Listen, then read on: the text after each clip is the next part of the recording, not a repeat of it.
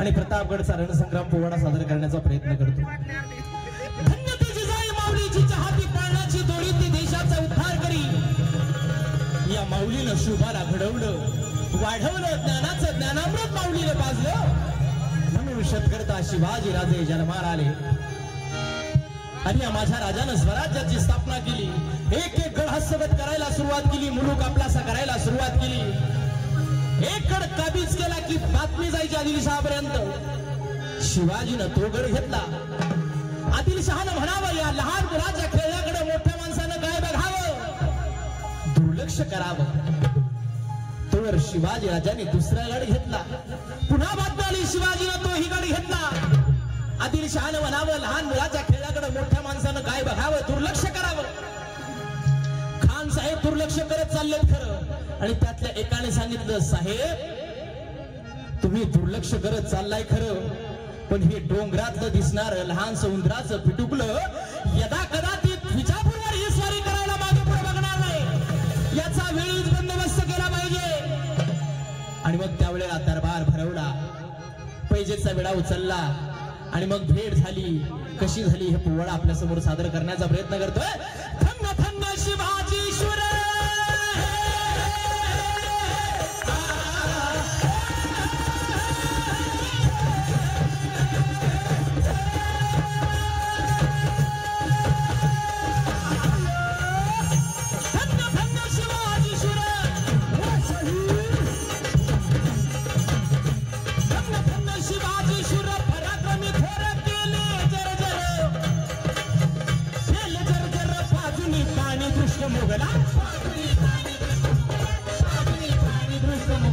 घडविला स्वराज्याचा इतिहास।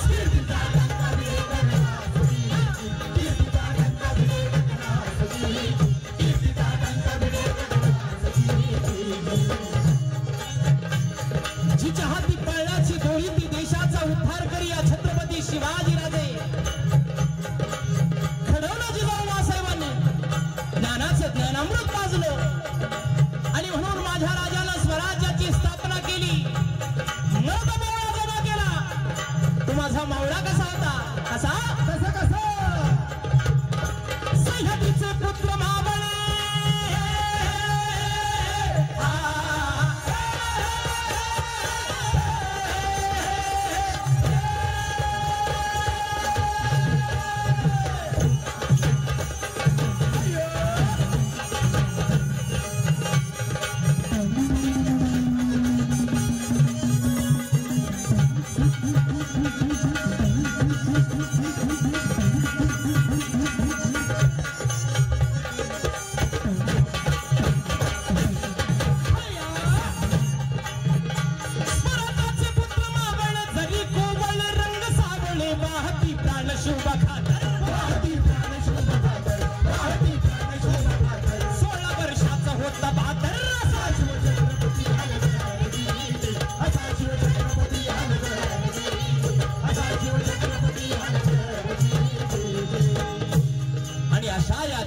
शिवाजी राजाला पकडण्यासाठी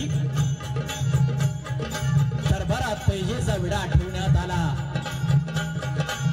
आणि गर्जना केली। कोण पकड करणार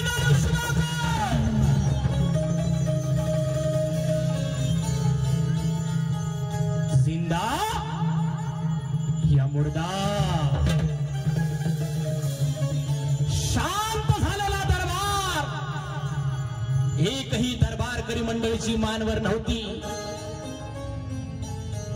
आणि त्यावेळेला एक आवाज आला आणि तो म्हणाला शिवाजी को जिंदा या मुर्दा, जिंदा या मुर्दा।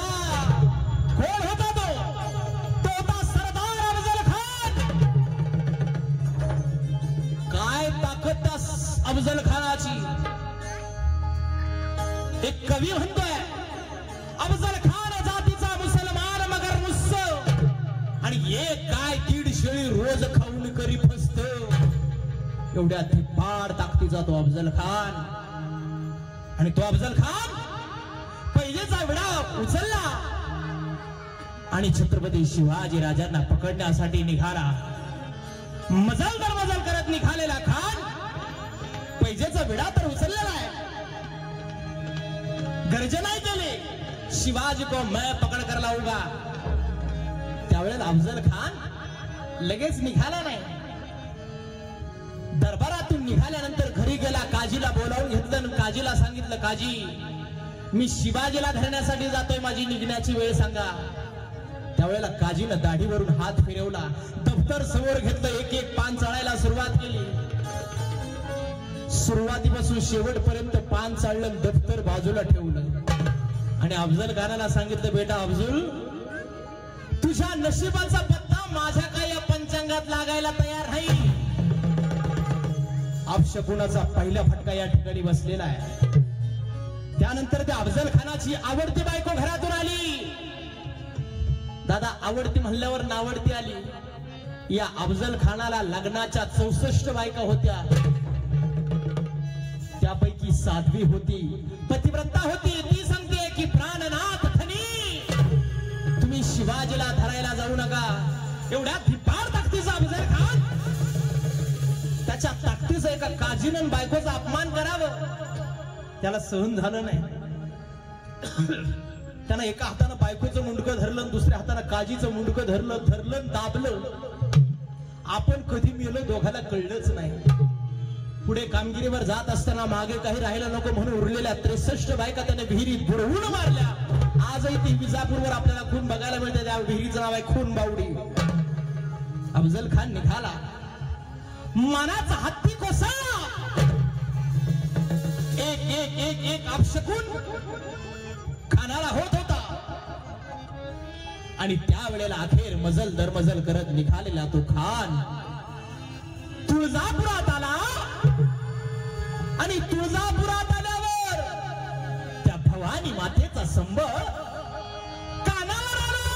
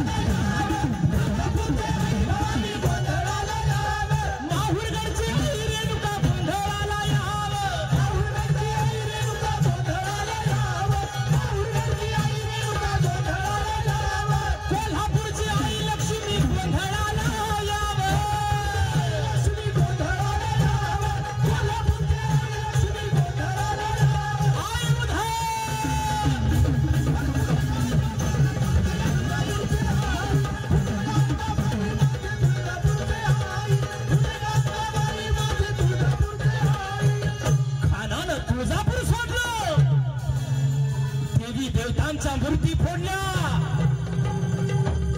खान पंढरपुरात आला आणि पंढरपुरात आल्यावर गजर कानावर पडला.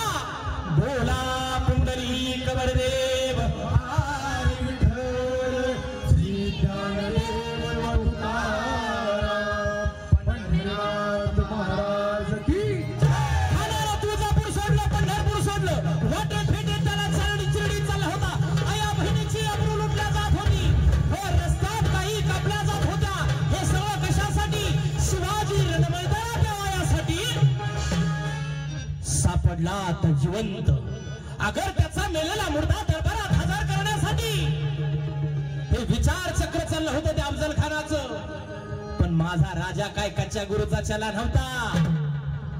राजानं त्याचा नाव त्याच्यावर उलटवला आणि भेटीची जागा ठरवली प्रतापगडच्या पायथ्याशी. त्या खानाचा सुंदर असा शामियाना उभारला. त्या शामियान्यामध्ये खानानं बघत राहावं. सुंदर शामियाना उभारला आणि मग खान म्हणतोय कब आएगा शिवाजी, मुझे मिलना है उसे, कब आएगा शिवाजी. पण त्यावेळेला गडावरती जिजाऊ मासाहेब जगदंबेला प्रार्थना करतायत की जगदंबे दे स्वामिनी स्फूर्ती दे शिवबाला उभी राहुनी संकटी पाठीला तुझे करू धावा हा केला आई भवानी बळदे गत्याला जगत्रजननी माय भवानी कुलस्वामिनी प्रसन्न हो आणि त्या क्रूर खानाच्या भेटीसाठी माझं बाळ जाते जगदंबे त्याला यश दे त्याला यश दे। मंडळी छत्रपती शिवाजी राजे भवानी मातेच्या चरणी नतमस्तक झाले। जिजाऊ मासाहेबांना वंदन केलं आणि राजांनी पोशाख चढवला कसा कसा कसा चढवला शिलांगाला हो चढवला शिलांगाला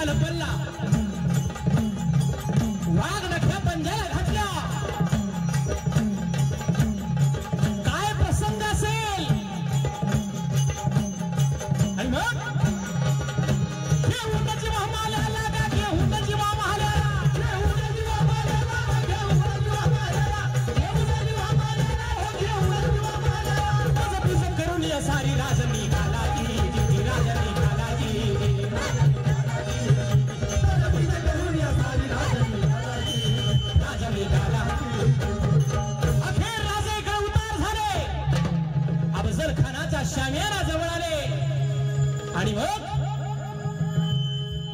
वाट बघत असलेल्या खानानं शिवाजी राजांकडे बघितलं राजानं खानाकडे बघितलं आणि मग खान म्हणतोय आओ शिवाजी आओ हमारे गले लग जाओ आओ। आणि मग त्या धिप्पाड अफजल खानानं शिवाजी राजांना आलिंगन दिलं आणि मग काय घडलं काय आलिंगन दिलं राजाला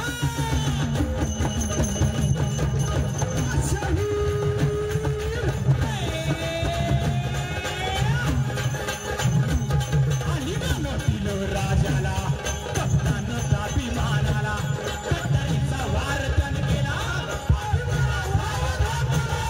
राजानं डाव वळखला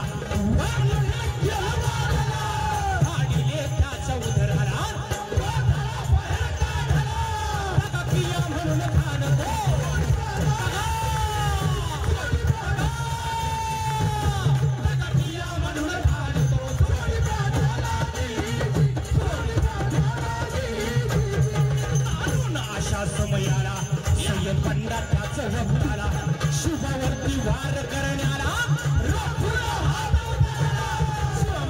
होता बाजूला वार गेला हात तुटून पडला बाजूला होता जीवा म्हणून शिवबाचा